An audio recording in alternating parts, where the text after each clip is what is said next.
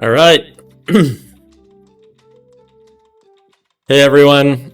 My name is Ian Hunter, and this is the first video on the Make Habitat YouTube channel. My first video on YouTube, so this is going to be rough, but thank you for your patience. And the whole idea of this channel is to talk about news and current events that are going on in the world of gardening and landscaping, particularly sort of the more sustainable aspects of those industries and those practices. I am professionally involved in native landscaping and habitat restoration. That's kind of using land management and vegetation management strategies to create habitat for birds and pollinators and other types of wildlife, while increasing the available microclimates and kind of diversifying the landscape as a whole for environmental and habitat creation purposes. So there's not enough content on the internet about news that's going on in these industries to stay updated. And I listen to podcasts, I subscribe to newsletters, but in my perfect world, everyone would be talking about this and it wouldn't be a niche thing. Like, I would love it if The Daily Show would talk about native landscaping and habitat restoration and those kinds of shows, Jimmy Kimmel and all those people. It's just not talked about, so we got to talk about it. When we do these videos, the format that I'm thinking about is, well, first off, this is the Make Habitat YouTube channel, so I'd love it if you guys would subscribe. This is my company, Phoenix Habitats. We're based in Portland, Oregon, and we're a professional habitat restoration firm. We do native planting designs and then site preparation, planting installation, and long-term maintenance. So I'm out there in the landscape working with plants almost every day, and that's what I love, and that's what I think everyone should be empowered to do to make our cities and our environments more sustainable and healthy for ourselves and for wildlife. So that's a quick overview. And the format that I'm thinking about for these videos is to find articles that I can talk about and then read aloud a synopsis of the article. I'm going to use AI to generate brief synopsis of these articles, so I'm not going to read the whole thing verbatim.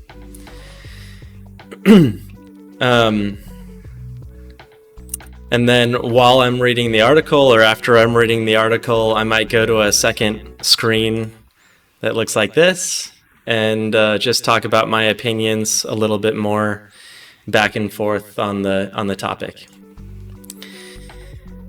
So let's do it. The first article that I'm bringing up for discussion, or just for awareness, is an article about Christian Cooper, who is a birder in New York City and was accosted by a woman, unfortunately, a couple of years ago, and the nature of the interaction was definitely racist. It was Juneteenth yesterday, and this article was just published in The Guardian about Christian Cooper, who is not letting that incident define him and is using his platform to talk about the benefits of birding and being outside in nature. So let's do this.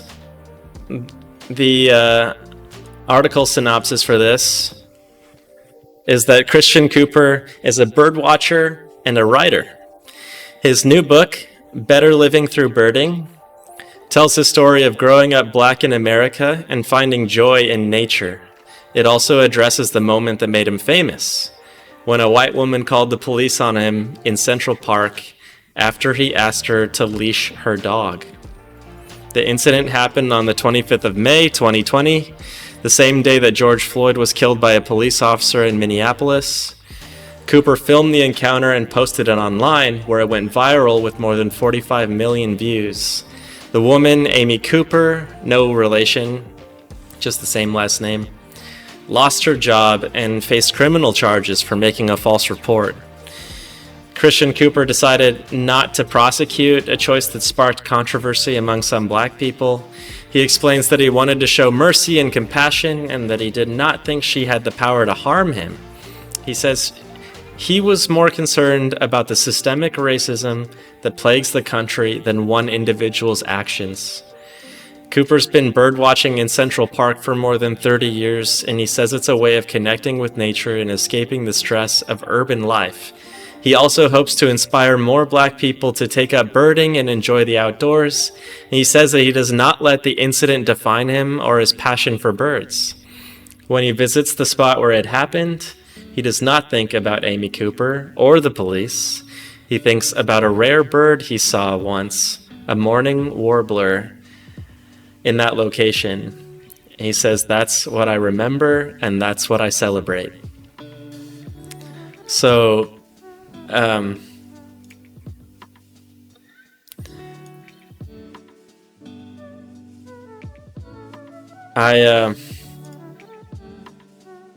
want to celebrate Christian Cooper for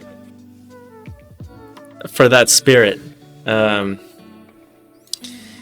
It's not easy to be accosted that way out in nature. There's a lot of people who go through an experience like that and just decide that that's not a safe space anymore and that they don't want to be there anymore. And I think for Black people and people of color especially, in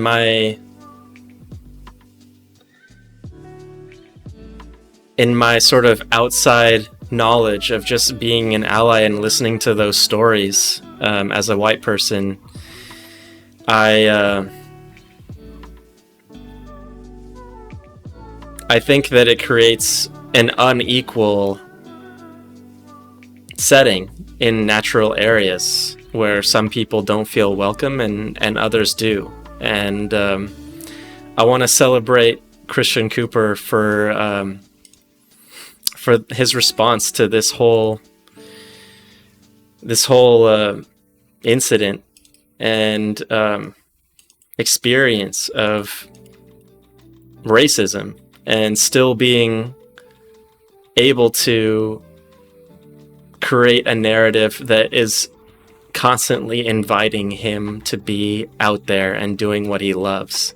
Not only that, but inviting other people and trying to make birding a larger thing in Black communities and every community, for people to go out and celebrate wildlife. There's another article from the Grio. And this one says that Christian Cooper is a birdwatcher and the host of a new show, Extraordinary Birder with Christian Cooper, which is actually debuting tomorrow on Disney Plus, June 21st. He's also the author of a new book, Better Living Through Birding, which chronicles his life as a Black birder and LGBTQ+ activist. During our talk, Christian gave me his opinion on pigeons, which I considered to be dirty sky rats. He said that they're actually amazing birds that can navigate by the sun and Earth's magnetic field, and he said that they deserve respect and admiration just like any other bird. Cooper's show and book are not only about birds, but also about history, culture, identity. He said birding's a way of connecting with nature and finding joy in life. And he said he wants to share that joy with others and show them how extraordinary birding can be. There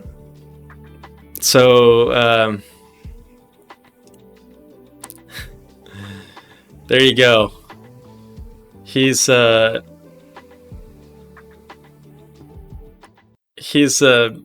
defying